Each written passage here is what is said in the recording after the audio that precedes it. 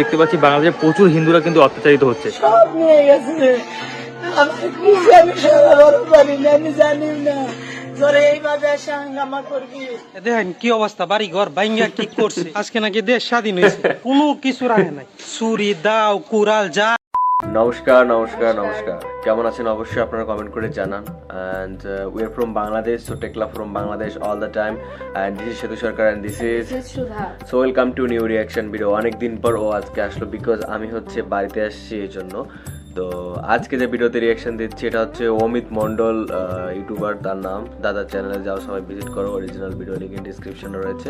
আর আজকে ভিডিও টাইটেলটা হচ্ছে ভারত নাকি বাংলাদেশি হিন্দুদের আশ্রয় নিবে আর কি। আসলে সত্য কতটা যায় না, এটা মনে হয় ওল্ড ভিডিও, যাই হোক। তো চলো দেখি একসঙ্গে। আর if you please subscribe our YouTube channel, please subscribe করো আমাদের চ্যানেলটা। তো লেটস গো। জামাতের হাতে, মৌলবাদীদের হাতে বাংলাদেশ যাচ্ছে। ধর্মীয় উৎপীড়নের কারণে যদি কাউকে মার খেয়ে আসতে হয়, আমাদের দেশ নেবে। আমাদের হিন্দু ভাইদের শরণার্থী হিসেবে রাখার জন্য যার যেখানে জায়গা জমি যা আছে, আমাদের দেশ নেবে। 1 কোটির বেশি হিন্দু শরণার্থীকে নেওয়ার জন্য সবাই মানসিক প্রস্তুতি নেন। আমি তো প্রস্তুতি নিয়ে নিয়েছি। বাংলাদেশের সংখ্যালঘু হিন্দুরা যারা আছেন তারা আজকে কেউ এই ভিডিওটা মিস করবেন না। আজকের এই ভিডিওটা মেইনলি তাদের জন্য, যারা আমার হিন্দু বন্ধুরা রয়েছেন তাদের জন্য। ভারত বাংলাদেশ সীমান্তে হাজার হাজার মানুষ বাংলাদেশ ছেড়ে তারা ভারতে আসতে চায়। আপনারা অনেকেই আছেন যারা এই মুহূর্তে বাংলাদেশ থেকে ভারতে আসতে চাইছেন। জলপাইগুড়ি জেলার মানিকগঞ্জ থানার অন্তর্গত সাতকুড়া সীমান্ত, এই অঞ্চল দিয়ে ভারতে ঢোকার চেষ্টা করে কয়েক হাজার বাংলাদেশি নাগরিক। সীমান্তের এই এলাকায় কিছুটা অংশে কাঁটা তারের বেড়া নেই। সেই সুযোগেই ভারতে ঢোকার চেষ্টা হয়েছিল বলে জানান স্থানীয়রা, যদিও সেই চেষ্টা রুখে দেয় বর্ডার সিকিউরিটি ফোর্স। ওরা বর্ডারে যা পরিস্থিতি বলতেছে ওদিকের লোক, যে আমরা বর্ডারে বিএসএফ এর গুলি খেয়ে মরবো, কিন্তু বাংলাদেশে থাকতে ইচ্ছুক না। মেয়ে ছেলে আত্মনাদ করতেছে, সচক্ষে দেখলাম তাদের করুণ করুণ করুণ কাহিনী। কারণ বাংলাদেশে যে অবস্থা হয়েছিল তা এখন বর্তমানে একটা বিপরীত রূপ ধারণ করেছে। দেশের বেশ কয়েকটি জেলায় সনাতন ধর্মাবলম্বীদের মন্দির ও বাড়িতে হামলা ও ভাঙচুরের ঘটনা ঘটেছে। আর এই কথা নিয়ে যদি আপনি কোনো কথা বলতে চান, তাহলে দেখা যাচ্ছে যে অনেকেই বলছে যে সেই দেশে নাকি কোনো অত্যাচার হচ্ছে না। তবে আমরা সোশ্যাল মিডিয়াতে, খবরে, নিউজের বিভিন্ন পোর্টালে যে সমস্ত জিনিস দেখছি, তাতে কিন্তু দেখতে পাচ্ছি বাংলাদেশে প্রচুর হিন্দুরা কিন্তু অত্যাচারিত হচ্ছে। সব নিয়ে গেছে, আমি সারা বড় পারি না, আমি জানি না।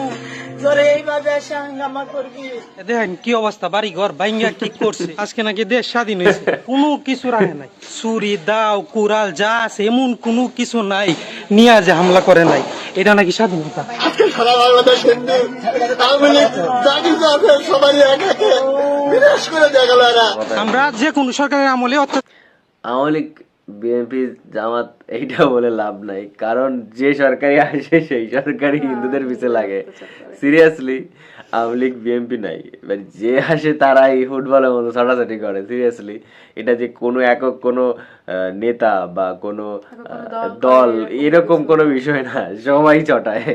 ঠিক আছে, এটা বলে লাভ নাই, এটা স্বাভাবিক, আর কিছু করার নাই। প্রচুর হিন্দুদের ঘর বাড়ি ভেঙে দেওয়া হচ্ছে, ঘর বাড়িতে আগুন দেওয়া হচ্ছে, মন্দির পুড়িয়ে দেওয়া হচ্ছে।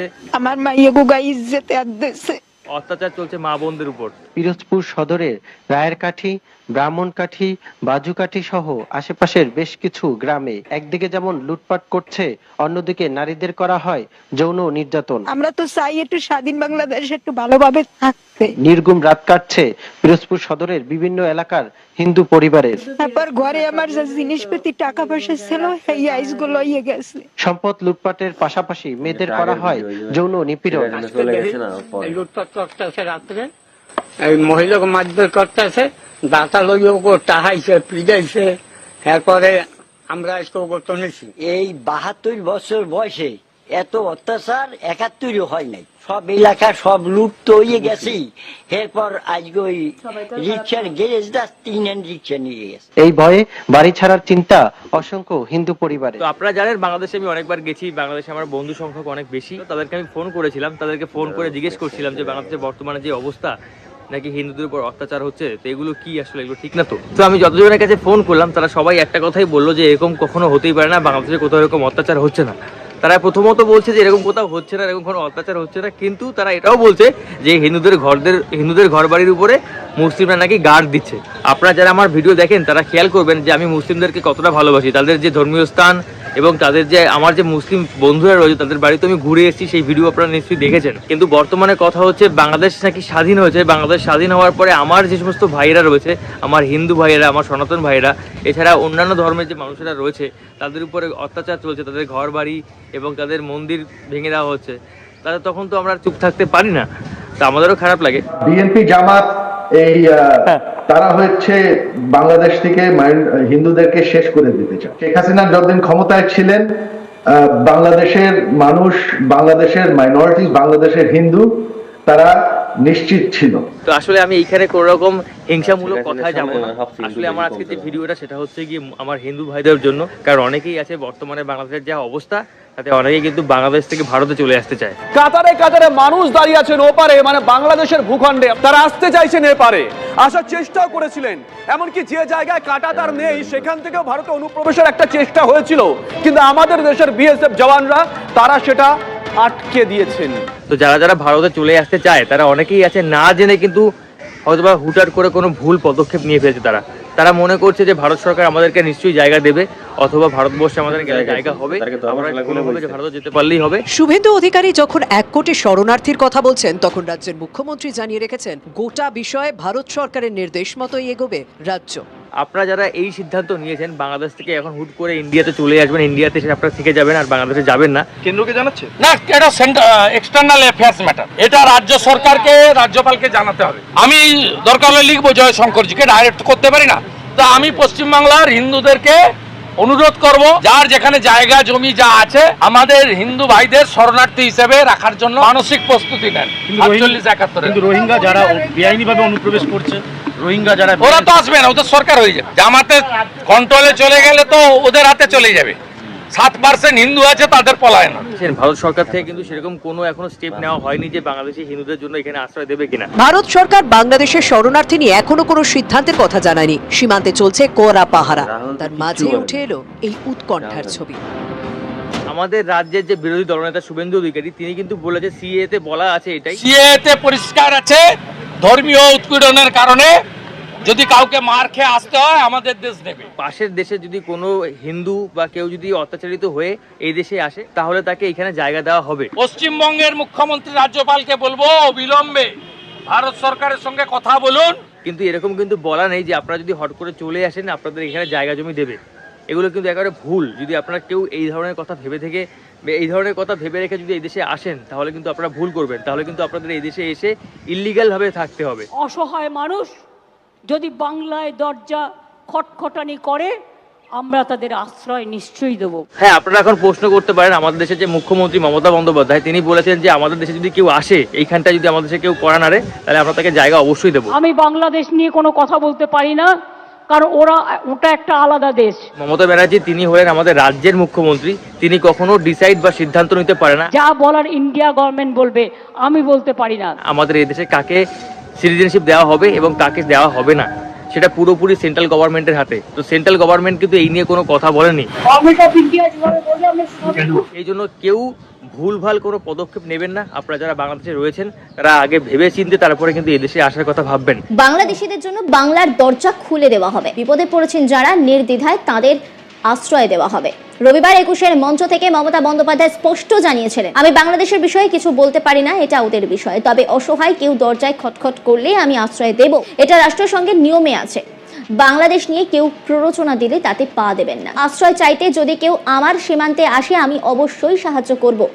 আমাদেরও বহু মানুষ নানা ক্ষেত্রে বাংলাদেশে কাজ করছেন, তাদের যথাযথ পাসপোর্ট ভিসা আছে। বাংলাদেশ থেকে অনেক মানুষ বাংলায় আসেন পড়াশোনা করতে, চিকিৎসার জন্য।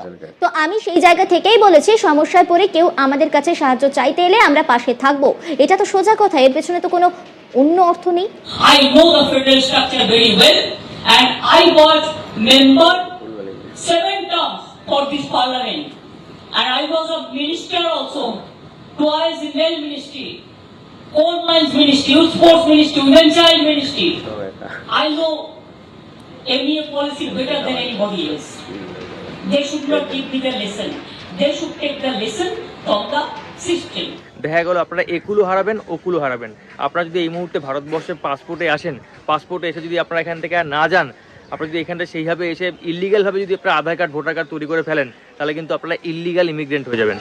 আপনারা কিন্তু ইল্লিগাল নাগরিক হয়ে যাবেন ভারতের। সেই জন্য আপনাকে স্টেপ বাই স্টেপ ফলো করতে হবে, ভারত সরকার যেগুলো বলছে সেগুলোকে আপনাকে ফলো করতে হবে। বলবো আপনাদের হাত জোর করে সমস্ত সম্প্রদায়ের মানুষের কাছে শান্তি থাকুন, সুস্থ থাকুন, কেউ কোনো সাম্প্রদায়িকতার মূলক আচরণ করবেন না এবং আইন হাতে নেবেন না। তারা বিপদে পড়বে আমাদের ভাই বোনেরা, কারণ এখন অনেকে আছে। আমরা শুধু গভর্নমেন্ট অফ ইন্ডিয়া এবং গভর্নমেন্ট অফ বাংলাদেশ সেটা দেখে রাখি। গভর্নমেন্ট অফ ইন্ডিয়া যেভাবে বলবে আমরা সেভাবেই করব। আর আমি সমস্ত পলিটিক্যাল পার্টি লিডারদের অনুরোধ করছি এবং বিশেষ করে সমস্ত জগতের সবাইকে দয়া করে এমন কিছু পোস্ট করবেন না যাতে কোনো সাম্প্রদায়িক সম্প্রীতি এখানে নষ্ট হয়। সব দলের নেতারা তাদের বলবো এটা দেশের ওপর ছেড়ে দিন, দেশে আমাদের সরকার আছে তাদের উপর ছেড়ে দিন। আপনারা নিজেরা এমন কোনো কমেন্ট করবেন না যাতে হতে পারে। সকলেই আমাদের ভাই বোন এটা মনে রাখবেন। বাংলাদেশের যে ঘটনা, সেই ঘটনাতে আমরা সবাই উদ্বিগ্ন, কিন্তু সেটা নিয়ে পোস্ট করতে গিয়ে এমন কিছু লিখবেন না বা বলবেন না যাতে বাংলার কোনো শান্তি নষ্ট হতে পারে বা ভারতের শান্তি নষ্ট হতে পারে, ইনক্লুডিং দ্য বিজেপি লিডার।